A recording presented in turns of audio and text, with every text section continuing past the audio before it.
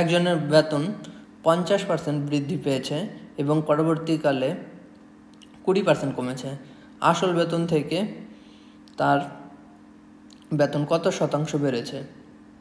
এই প্রথমে বাড়ে তারপরে কমে, বা প্রথমে কমে তারপরে বাড়ে, এই রকমের অনেক অঙ্ক পরীক্ষায় বারবার আসে। ঠিক আছে, চলো তাহলে আমরা দেখি এই অঙ্কগুলোকে আমরা কিভাবে সলভ করতে পারি।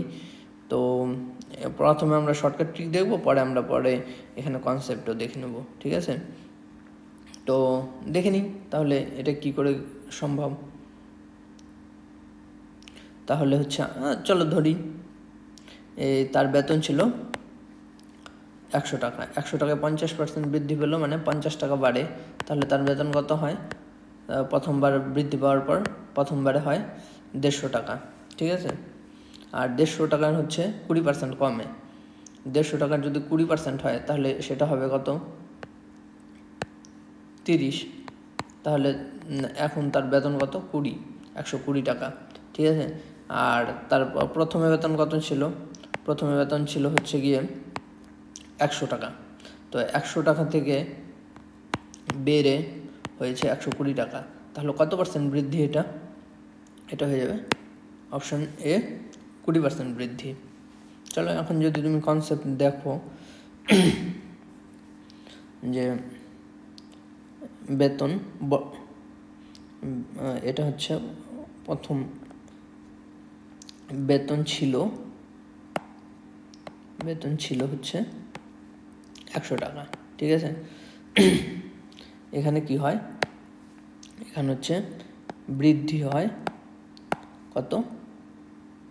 50%। তাহলে 100 প্লাস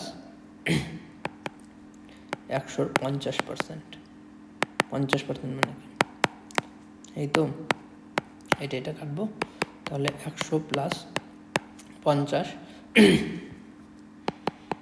সমান 150।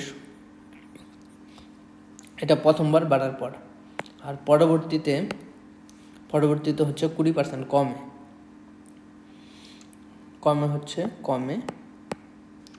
20%। ঠিক আছে, কিন্তু এই 20%টা কমে হচ্ছে এই 150-র উপরে।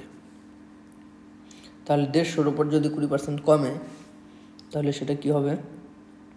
যে 150 মাইনাস 150 ইন্টু 20/100, 10 10 10 10। ঠিক আছে, তাহলে 150 মাইনাস 30 হলো হচ্ছে, দ্বিতীয়বার 20% কমে বেতন হলো হচ্ছে 120 টাকা।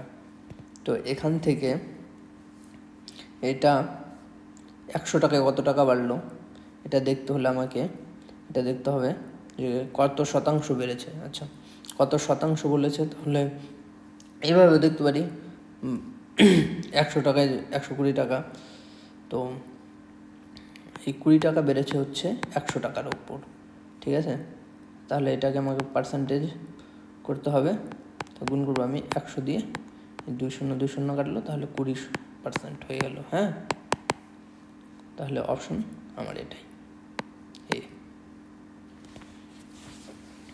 প্রশ্নটা একবার পড়ি, তারপরে দেখি। এক ব্যক্তির বেতন 50% হ্রাস পায় এবং পরবর্তীতে 50% বৃদ্ধি পায়, তারপরে আবার 100% বৃদ্ধি পায়। তার কত শতাংশ ক্ষতি বা লাভ হয়? ঠিক আছে, দেখো আগেরটাই কি ছিল? একবার বৃদ্ধি পায় আর একবার হচ্ছে কমে, তারপরে জিজ্ঞাসা করে যে তার কত পার্সেন্ট লাভ হয়।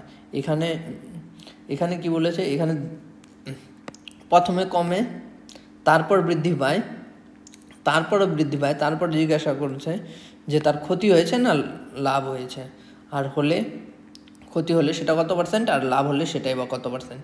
চলো তাহলে দেখি, সেই শর্ট ট্রিকেই দেখবো আমরা। প্রথমে ধরি যে ব্যক্তিটির বেতন 100 ছিল, 50% হ্রাস হওয়ার পর কত হয়? 50% হ্রাস হলে লোকটির বেতন হয়ে যায় হচ্ছে গিয়ে 50 টাকা। ঠিক আছে, এই 50 টাকার ওপর আবার 50% ইনক্রিমেন্ট পায়।